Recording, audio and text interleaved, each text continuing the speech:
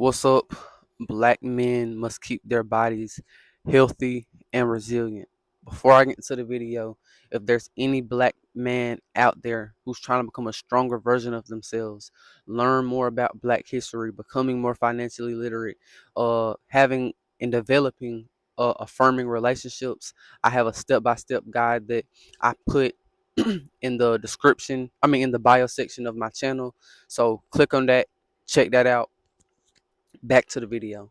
Now, when we look at black men becoming healthier and becoming stronger, we have to always understand it's a physical aspect. Always look in reality and look at the physical aspect of stuff. And I think a great way to build mental strength and overall strength in just who you are as a man is developing your body, not only in muscles, but keeping your body resilient and strong. And this goes far beyond just your physical strength. It just goes into the health of your body, the health of your cells, the health of your ability to just not get sick, right? Because I don't want to see any black man out there who's sick and they can't control themselves and they're in a place where they're deteriorating, they're deteriorating physically from not controlling their eating habits, not working out, not strength training. All these things are important and need to be in our culture as black men, because the more we have that, the healthier and more resilient kids we're going to have. That's very important. And black people, black men, a lot of the times, people don't care as much. And now let me break that down. People don't really care as much. The hospitals don't really care as much. There's even a study out where black women are more likely to have complications with pregnancies because of racism, because of discrimination, right? And this is not something that's just for black men. This is for the black community.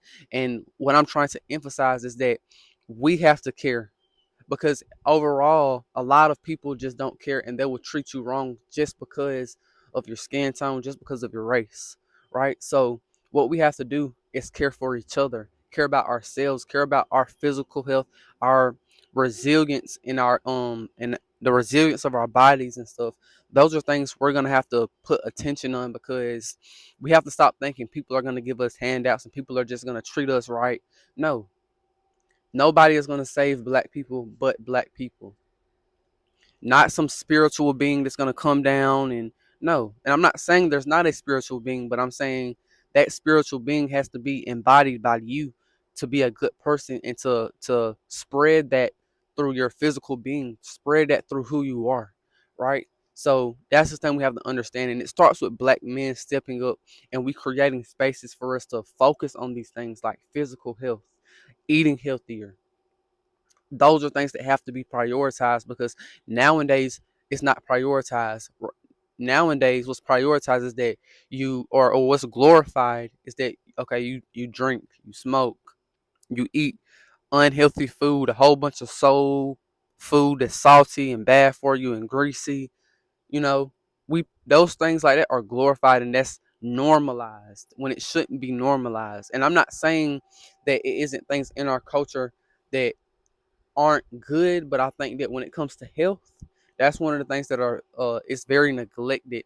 Not only is it glorified to not be healthy in our culture, but it's also glorified to, like, in the individual household, you will just see they're eating like the typical food you would see black people eating a lot of the times, as far as a whole bunch of soul food, which I'm not even a person that's against soul food so much, but I think that we have to start adapting eating habits that are actually helping us, not just because it tastes good. You get what I'm saying? Because it does taste good, right? I grew up eating that. You get what I'm saying? But we have to adopt more natural and whole foods. And in the file, not the file, but in the guide that I made, it talks about how we need to eat more whole foods. We have to dive in deeper to those things, because this is has to be prioritized for us to start thriving, right? And an important part of thriving is being physically strong, physically healthy. That's something that has to be prioritized, because if we don't prioritize that, we're it's always going to be a place where we're weak at, and they can exploit and infiltrate that if we're not keeping our mind on that, right? A black person, the black community has to become hyper vigilant and hyper mindful of what's going on when it comes to our health, when it comes to the community health, as far as, are we getting treated right? But I'm not about begging and asking for somebody to do something for us. I'm for us doing it for ourselves because we have that power and we have that capability. That's something that we have to understand, that we don't have to ask anybody for anything. We don't have to ask the government for anything. The problem is we don't come together. So now we think we're isolated. Now we need the government. But when we come together, we wouldn't need the government, right? That's our true power. We wouldn't need the government if we could come together. We wouldn't need it, because then we could do for ourselves. We could help each other out. That's the important thing, and especially when it comes to health, because in the future, how I see black people thriving, we have our own farms, we have our own grocery stores, we have everything that we need for ourselves. We have our own hospitals, our own clinics, and they really specialize on black people getting what they need, the black community getting what they need. And I know that's a separatist mindset, but that is the mindset that's going to get us where we need to be. So I think that that's something that if we prioritize it, we're going to see a lot more people having a higher quality life, a lot more black people, black men, black women living longer, having a higher quality life. And not only that, they're gonna feel better, they're gonna be happier, right?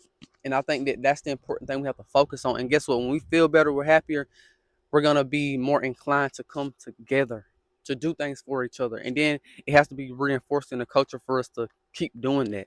Stay with whole foods, more fruits and vegetables, things like that.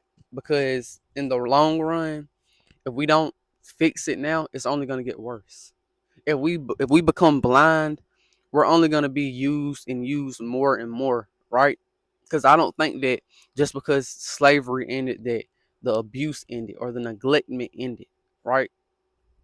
And the thing is, it's only when we come together and we have that common goal and we're like-minded, that's only when we're going to be able to go against all of these things that are trying to hurt us. That's the only thing that's going to help us defeat the enemy and protect ourselves. So at the end of the day, just focus on that.